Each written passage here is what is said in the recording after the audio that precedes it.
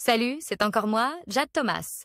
Si vous ne le savez pas encore, bienvenue sur ma chaîne YouTube dédiée aux plantes, au potager et aux petits jardins d'intérieur. On me conseille toujours de demander aux spectateurs de s'abonner et de liker en début de vidéo, alors voilà, je le fais. N'hésitez pas à me soutenir. Bon, je sens que je commence à trop parler. Passons directement au sujet de la vidéo d'aujourd'hui. Bonjour à tous, et bienvenue sur ma chaîne. Aujourd'hui, je vais vous parler d'un sujet qui me tient particulièrement à cœur. Comment cultiver des surplus de légumes pour aider les moins nantis. Dans cette vidéo, je vais partager avec vous des astuces pratiques et des conseils pour maximiser votre jardin tout en contribuant à la lutte contre la précarité alimentaire.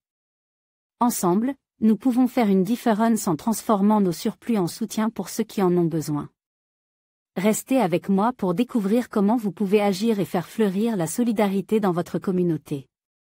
Par Larry Hodgson, 15 juin 2018. Cultiver des surplus de légumes pour les moins nantis.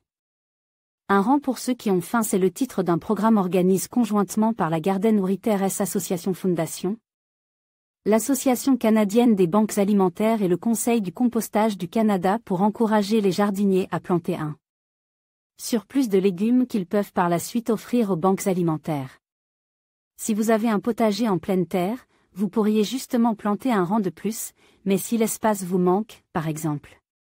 Si vous jardinez sur un balcon ou une terrasse, même juste une potée ou deux de plus de tomates ou de courgettes donnera plusieurs kilos de légumes supplémentaires à offrir.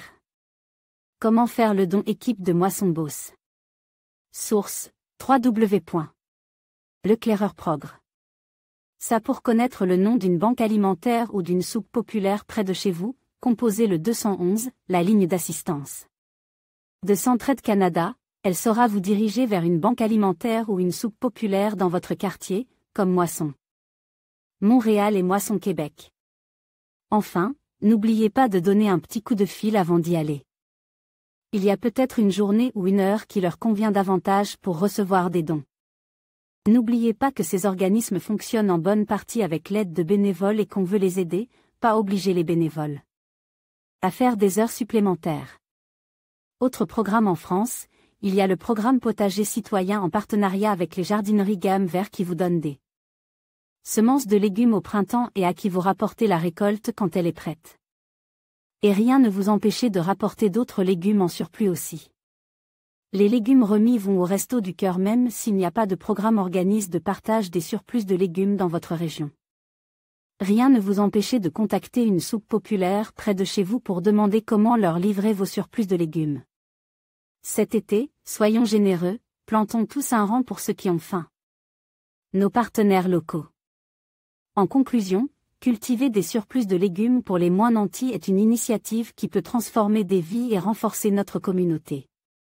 En partageant nos récoltés, nous contribuons à la lutte contre la pauvreté alimentaire et à la promotion de la solidarité.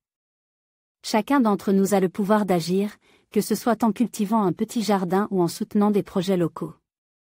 Ensemble, nous pouvons faire une différence significative et créer un avenir plus équitable pour tous. Merci de votre attention et n'oubliez pas, chaque geste compte.